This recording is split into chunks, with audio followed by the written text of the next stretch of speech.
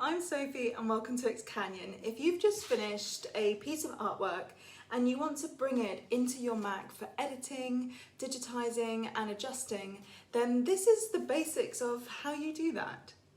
First, pop your art into a flatbed scanner and make sure that you've cleaned off all the little dust particles from the scanner bed just before you scan it in, because otherwise it's really difficult to get rid of those little dust particles.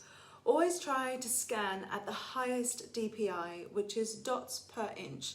The higher the DPI, the bigger you can make the original image on screen.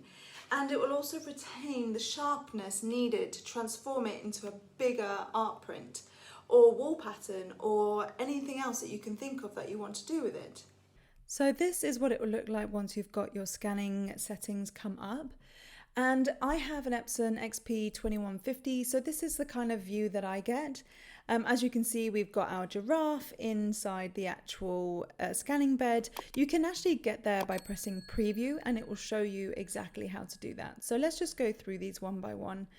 I tend to just select sort of the document, and I like it because it keeps the actual frame as a document. Sometimes when you go to photograph, it just changes, you know, what it is.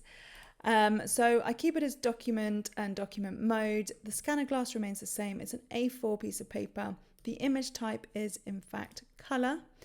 And don't worry, the colors just come back. And then the resolution here is the one that is the most important. So if you scan it in at 300 DPI, the image will remain the same size. You can't actually blow it up. You can reduce the size of it, but you can't make it any bigger.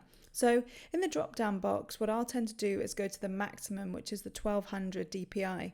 Now, if I select 1200 DPI, then that basically means that I can get 4 times the size of the original image. So I always select the highest DPI to scan into. I don't need to rotate it, and the correct document, the correct SKU document is as it is. So we leave that.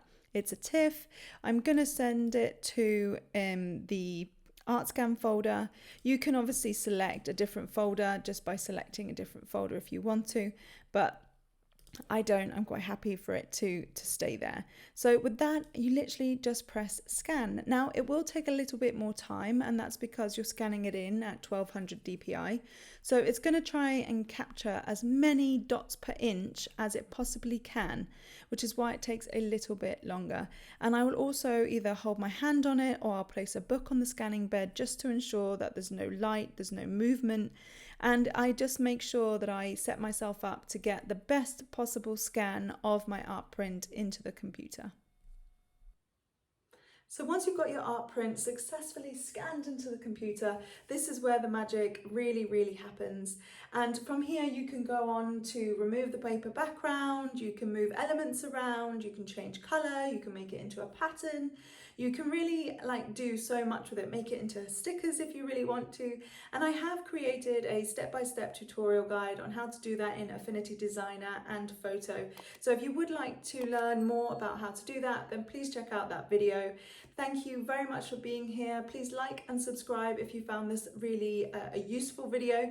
And if you have any comments or any questions, please leave them down below. I read all of them and we'll get back to you. So once again, go beyond and create within, and I will see you in the next one.